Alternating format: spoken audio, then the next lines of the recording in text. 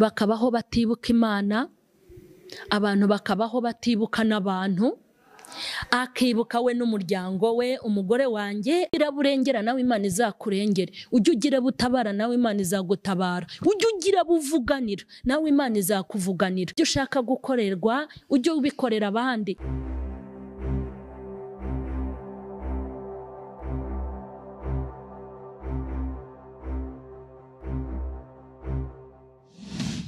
Turabashuhuje mu izina rya Yesu Kristo w'i Nazareti. Amahoro y'Imana nabe muri mwebwe. Turabashuhuje mwese abakurikiranye Kwizera Yesu TV. Turasuhuza abo mu gihugu cy'u Rwanda mu ntara zitandukanye mwese uko mudukurikirana, kandi turasuhuza abo mu bihugu bya Afurika, abo muri Afurika mwese, mu bihugu by'abaturanyi. Turasuhuza Amerika ya ruguru, Amerika y'epfo.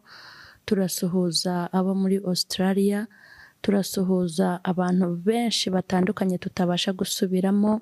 Uko mugenda mukurikirana ibyigisho byacu kuri Kwizera Yesu TV, amahoro y'Imana nabe muri mwebwe. Turasuhuza abaganga, dukomeje no kubabwira ngo nimukomere, Imana iri kumwe namwe, muri mu kazi katoroshye. Turasuhuza abashinzwe umutekano mu nzego zitandukanye, yaba abapolisi, kandi turasuhuza n'abantu bose bari gucunga umutekano hirya no hino. Kandi turasuhuza abantu mwese mushaka kuba mwarahuye n'ubu burwayi cyangwa mwarabuze abanyu. Nimuhumure, Imana iri ku ngoma kandi ntago yadutaye, iracyaduhetse ku mugongo wayo. Nimukesha Imana Emerita rero muri kumwe, nzwi ku izina rya Mama Sharirene. Imana nibaha umugisha kandi mbifurije umwaka mwiza. Mukomeze mugubwe neza muri uyu mwaka, ubu umwaka wo gutera imbere mu buryo bw'umwuka no mu buryo bw'umubiri. Hanyuma ndifuza ko tuganira ijambo ry'Imana. Turaganira ijambo ry'Imana riri muri Yosuwa, ibice byaho 2 umurongo wa 6. Ndashaka tuganire intego y'ijambo ivuga ngo kugira ikintu Imana yakwibukiraho, kugira ikintu cyagutandukanya n'abandi, abatizera. Nimba uri umukristo ugomba gutandukana n'abadasenga, ku buryo nihagira n'ukubona avuga ati uyu muntu ni umukristo, kuko ubukristo bwo ku karimi Imana yaraburambiwe. Icya gatatu turi buganire, kandi Imana izirikana isezerano. Imana irazirikana, ntago ari indorerezi mu byacu. Ibi nibyo tuzagenda tuganiraho. Ndumva byabisohora ari ibyigisho 3 muzabikurikirana, ariko ndifuza ko duhera kuri iki kivuga ngo shaka ikintu Imana yazakwibukiraho mu gihe cy'akaga n'amakuba. Kandi nituvuga ngo akaga n'amakuba, burya buri wese agira akaga ke. Ushobora kugira akaga uhujemo n'abantu, cyangwa ukagira akaga wihariye. Hanyuma reka turebe ijambo ry'Imana, dukomeze tuganire iri jambo ry'Imana. Yosuwa mu bice byaho 2 umurongo wa 6. Ariko babatasi yari yaburije inzu, abahisha hejuru yayo, abatwikiriza imigwegwe yari yatondekanije. Nuko babandi babagenzereza mu nzira igana kuri Yeriko. Reka tugarukira aha, reka ngarukira aha ngaha. Aya magambo tumaze gusoma, iyo ukomeje gusoma muri iki gice usanga ari inkuru z'umugore witwaga Rahabu. Ariko Rahabu yakoraga akazi k'uburaya, niko Bibiliya ivuga. Urumva ko ni umwuga wa kera, na kera barabikoraga. Ariko ndashaka kukubwira ukuntu indaya yarokotse abitwaga ko basenga muri icyo gihe, zangirwa abasenzi zigasigara. Hanyuma ngo Yosuwa aza gutuma abatasi ngo bagende gutata igihugu. Ntago ndi buhinjiremo cyane aha naho, kuko nzahinjira mu kindi cyigisho. Ngo aza gutuma abatasi ngo kugira ngo bajye gutata igihugu.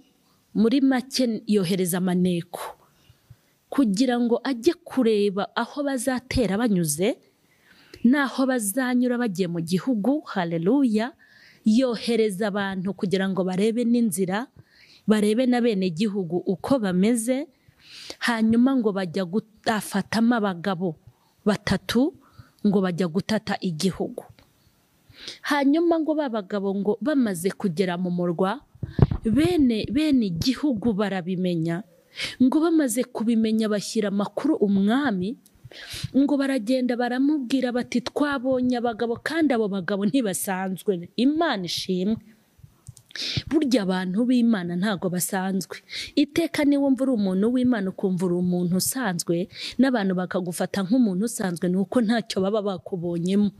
Nubona bakubwira amagambo bashatse ukabona barakumenyera uko babyumva, urumva nyiramwi, ukabona bagukoraho uko babyumva, ukabona muri telefone bakwandikiraho amagambo y'ubugoryi uko babyumva, nuko baba bagusomye bakabona uri mwene wabo. Ubundi abantu basenga ni abantu badasanzwe. Hanyuma ndakwifuriza gusenga ukagera ku rwego rwo kuba umuntu udasanzwe, ku buryo shitani n'ikipe bakorana bazajya bakureba bagatinya ku bwawe, badatinye ku bw'ubugome bwawe, badatinye ku bwo kubakanga kwawe, ahubwo bagatinya ku bw'icyubahiro n'igikundiro cy'Uwiteka kikuriho. Hanyuma ngo babwira umwami bati twabonye abagabo, kandi abo bagabo ntago basanzwe. Kandi impamvu bari bafite ubwoba ni iyihe? Bari barumvise amakuru y'Abisiraheli, kuko aho bakandagiye hose Imana yabo ibagabiza igihugu. Bibiliya ivuga iki? Ngo muri iyo minsi ngo bari babafitiye ubwoba, nta winjiraga nta n'uwasohokaga, ngo bari barakinze. Niko inda ya Rahabu yigeze ibwira abatasi. Hanyuma ngo umwami arangije ngo bakora iperereza basanga ngo babagabo binjiye kwa Rahabu. Mureke mbabwire, ngo binjiye kwa Rahabu, mureke mbabwire, birababaje. Ni gute abantu badasenga bagira imbabazi, abasenga ntimuzigire koko? Ni gute umuntu ubona udakijijwe ashobora kugira imirimo myiza ariko abakijijwe ntimuyigire? Ni gute umuntu ashobora kugirira icyizere umupagani akavuga ati reka nkubitse ibanga ntuzarimena, nindi bwira ba bantu bagira umunwa muremure? Ibyo bintu murumva bikwiriye kweri? Ndifuza ko dusenga tukagera mu rwego abantu batugirira icyizere nk'abantu basenga. Akuguriza amafaranga azi kuzayamusubiza, akubitse ibanga, haleluya, akubitse ibanga azi kuzaribika, mukorane business azi kutazamurya. Ariko ubugurizo ntushobora, ntako nta n'uwakuguriza.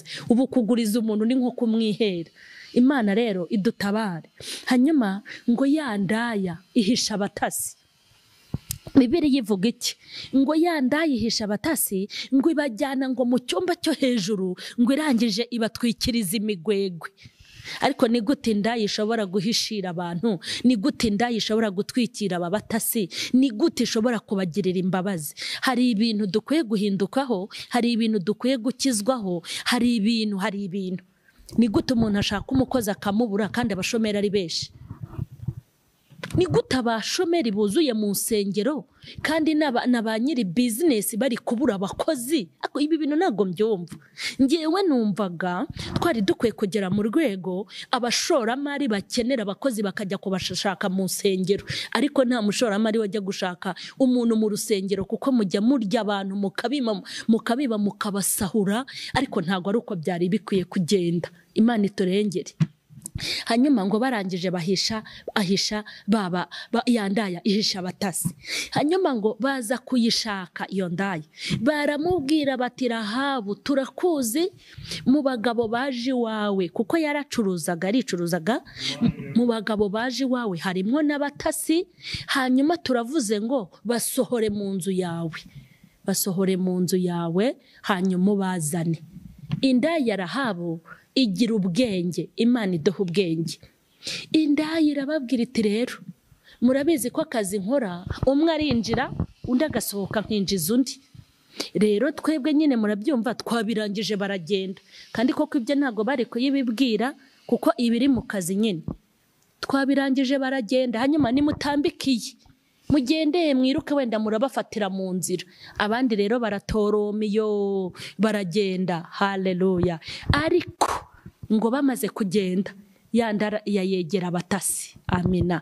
Hanyuma ngo irababwira ngo reka rero tugirane amasezerano, twumvise inkuru zanyu zidutera ubwoba, ariko mwanyemereye tukabaho mu buzima buteye ubwoba. Bakubona unyuze mu rugamba ntihazagire ubona utsindwa. ntibahazagira ubona utsindwa uri umukristo mu bushomeri bwawe, ntibazabona utsindwa mu bibazo byawe, ntihazagira umuntu ubona utsindwa. Bajye bumva inkuru yawe batinye Imana wakoreye, bajye bumva inkuru yawe bumvemo ubuhamya, bajye bumva inkuru yawe bumve ko Imana yawe iteye ubwoba, bajye bumva inkuru yawe bashya ubwoba.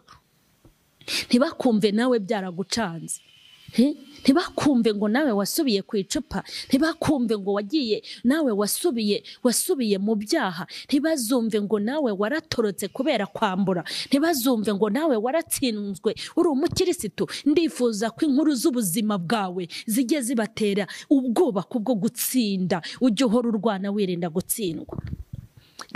Avuga ngo twumvise inkuru zanyu ngo zidutera ubwoba, twumvise ibintu by'Uwiteka Imana ya Isiraheli Imana yanyu, ngo ibintu yakoreye ku nyanja, ngo murimo murambuka. Ni inkuru zagiye ziramamara zigera kure, natwe abatari bahari uwo munsi na n'iyi saha turavuga yuko Uwiteka yambukije Abisiraheli inyanja.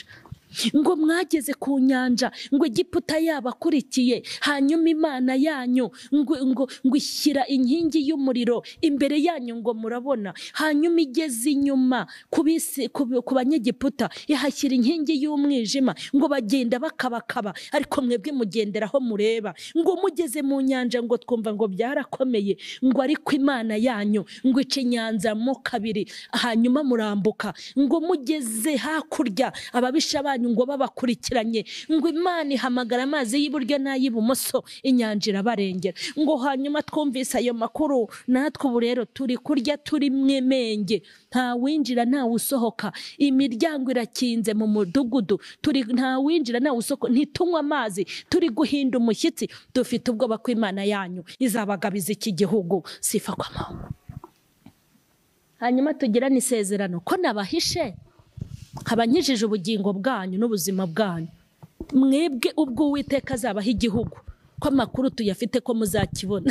Ndashimira Imana, burya Satani aturwanya azi ko tuzatsinda. Ayo makuru mva, Satani burya nanaguhara bikakavuga kuri mubi, abagira ngo aguteze abantu, ariko arabizi ko uri mwiza. Nakwita umusinzi, arabizi ko utajya mu kabari, abagira ngo agucange, amakuru yacu arayazi. Mureke mbabwire, umva ikintu cyabaye. Aravuga ngo ko tukugiriye neza, wowe uri budukorera iki, uzankorera iki? Ngo bagirana isezerano. Imana ishimwe.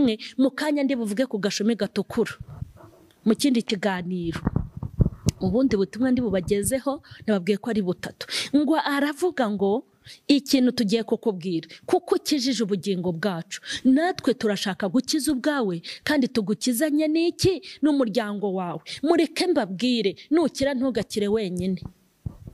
Ibitotsi Imana yaguhaye ntukifuze kubisinzira wenyine, ujye ubwira n'abandi aho wabivanye. Imana ishimwe. Amahoro Imana yaguhaye ntukayagumane ngo uyagundire. Isi buza amahoro, isi irakiziteye imbere, bafite amashuri, bafite ikoranabuhanga n'ikoranabuhingwa. Iyo barebye ubona bageze ahantu hashimishije, ariko nashakaga kukubwira ngo ndakwinginze, ndaguhendahenze, ngo nawe ujye ugira ikintu ukora, hagira abantu babona iterambere ryawe. Imana itugirire neza, kandi Imana idutabare cyane. Indaya Rahabu ngo bagirana ikiganiro, kandi bagirana ikiganiro cyiza kandi kinejeje. Ngo baramubwira ngo rero kuko wadukijije turagukiriza umuryango, kandi nawe tugukize. Reka mbabwire, abantu bajye badukiriraho, nibatugeraho bajye baduhembukiraho, nibatugeraho bajye badukomereraho, abantu bajye bakura ihumure kuri twebwe, abantu bajye bakura gukomera kuri twebwe, ntihakagira abantu bahungabana ku bwacu. Ndabigusabye kandi ndakwinginze, ujye ubera abantu umugisha, ujye ubera abantu umumaro, ujye ubera abantu ab'igiciro, ujye ubera abantu umuntu mwiza. Muharanire kuba abantu beza muri uyu mwaka twinjiyemo. Imana nibaho umugisha. Ngo baramubwira ngo kuko waturokoreye ubugingo, kandi ukaba waturokoreye ubuzima. Umva, ikintu tugutegetse ni kimwe, wenda agashumi gatukura, hanyuma ugende ugashyire ku idirishya.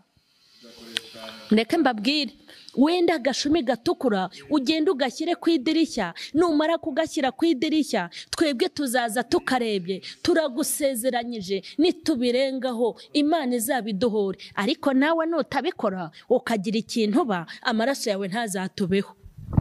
mureke mbabwire, inda ya Rahabu irangije igira gute? Yenda agashumi gatukura, irangije igashyira he? Igashyira ku idirishya. Iyo yibeshya akagashyira ku rugi cyangwa akakazirika ku ntebe, ntago yari kurokoka. Ariko ngo yenda gatukura, irangije igashyira hehe? Igashyira ku idirishya, inda irarokoka. Hanyuma ngo ubwo basubiraga iwabo, Imana ishimwe, ubwo ngo basubiraga iwabo bajyanye inkuru y'uko bavuye gutata igihugu, babwira umukozi w'Imana Yosuwa, baramubwira ngo mva rero, icyo gihugu twakigezemo, ariko twahuye n'itabu, twagize ibyago, ariko twarengewe n'indaya. Hari ikintu gikomeye kuba wagirirwa neza, kuba wagirirwa neza n'umuntu udakijijwe, ariko wagera ku muntu ukijijwe akakugirira nabi, birakomeretsa. Ndifuza ko abantu bakijijwe twaba abantu beza, tuba abantu beza, tuba abantu beza. Ni ukuri tubigerageze, tubihirimbanire, kuko n'ubundi Imana yaduhamagariye kuba abantu beza.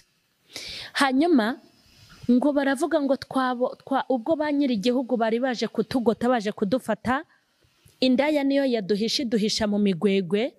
Natwe twagiranye nawe isezerano, twamubwiye ngo afata agashumi gatukura akazirike ku idirishya, ubwo tuzajya gutera tugiye kurwana, hanyuma muzitondera ahantu hari agatukura. Reka ndashaka ko ngarukiriza hano iri jambo kuko ndi burisubiremo. Hari agashumi gatukura, nabo rero bagiye kurwana, barwana bareba hari agatukura.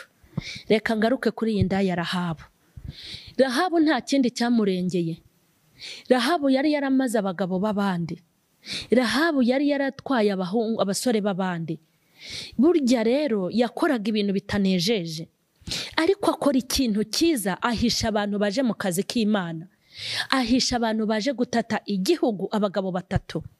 Hanyuma ararokoka. Rahabu yararokotse, ba nyiri igihugu barapfa barashira, Rahabu ararokoka, arokorwa no guhisha abantu.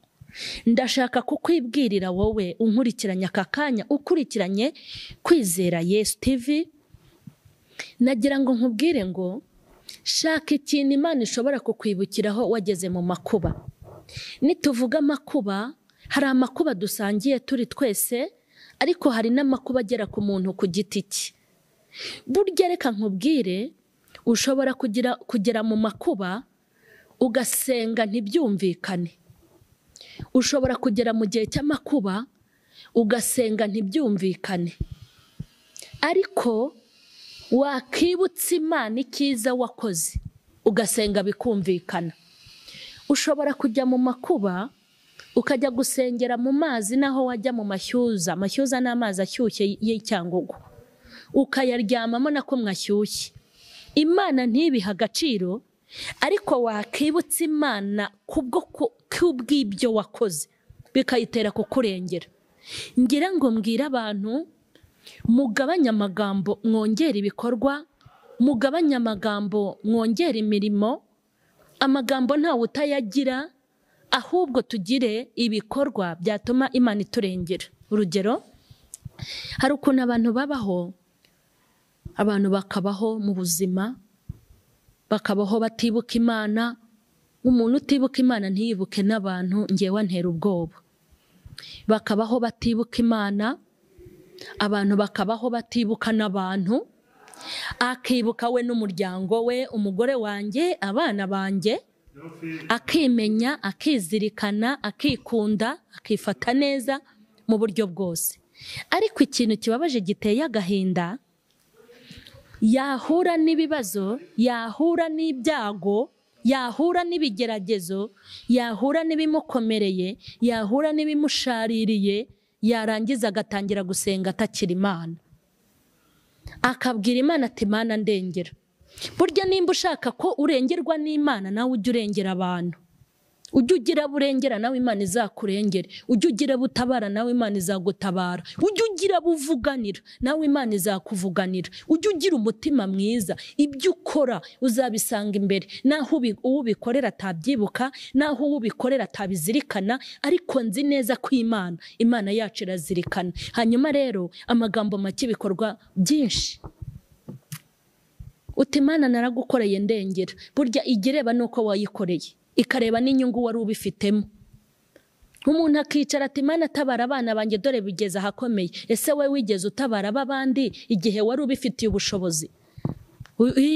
Ineza ushaka kugirirwa n'Imana ujye ubanza uyigirira abantu, kandi umugisha ushaka ko Imana iguha ujye uwusakaza mu bandi, ujye ukora neza mu minsi yawe yose yo kubaho. Nimba ushaka ko abana bawe bazagira amasaziro meza ujye wita ku bana utabyaye, kandi nimba wifuza kubaka urugo rwiza ukazagira urugo rwiza rufite umugisha, nawe nagira ngo nkubwire ngo ujye wita ku ngo z'abandi. Ese uzabaho ube kazarusenya usenya ingo z'abandi hanyuma uzabwira Imana ngo ikubakire urwawe?